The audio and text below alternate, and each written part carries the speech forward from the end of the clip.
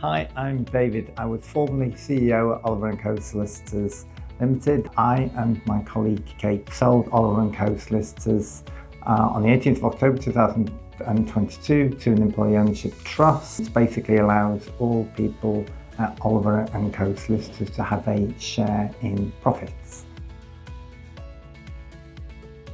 So I retired on 1st of April, but I've had a few weeks off in March, so probably stopped working from about early March.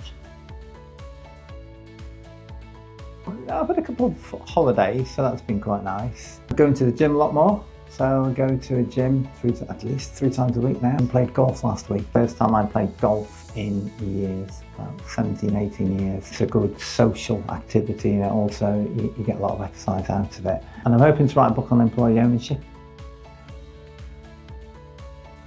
So not to worry about money, and then that enables you to have more quality of life and do the things that you want to do and have some holidays and go places that you've not been and have some experiences that you've never had and spend more time with your family that you haven't been able to do because you've spent a lot of time working.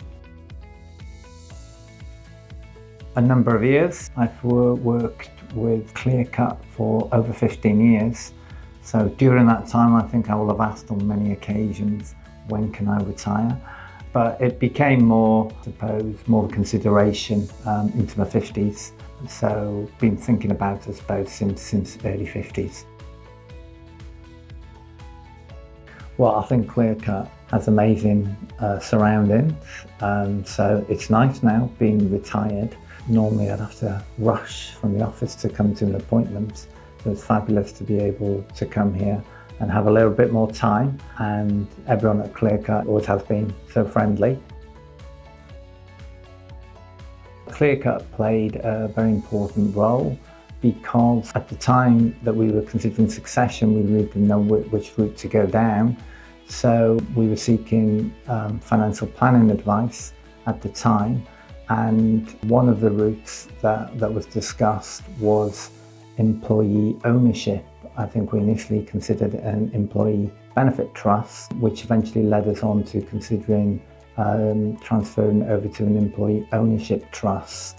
The only other options that we were aware of was a management buyout and also a trade sale. So without having discussed the issue of succession with Clearcut, we're not sure that we'd ever have gone down the route of employee ownership, because this was the first time that we heard of such a route.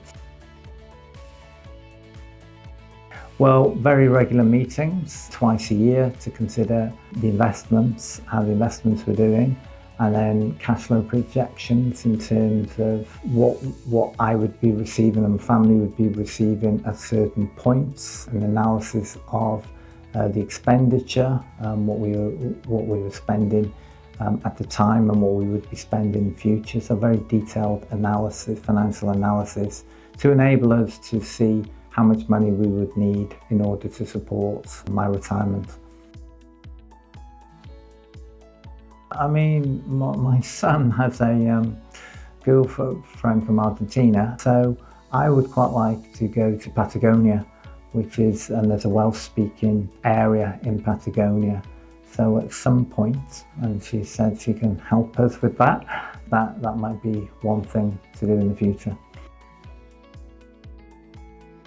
Well, obviously by knowing exactly how much money you're going to receive through the sale to the employee ownership trust, and then how the investments are working out, the financial planning enables you to work out how much you can, if you want to, give to charitable causes, which is something that both my wife and I want to do. Financial planning is great from that aspect, because you can consider the amount to give and factor that into your financial planning.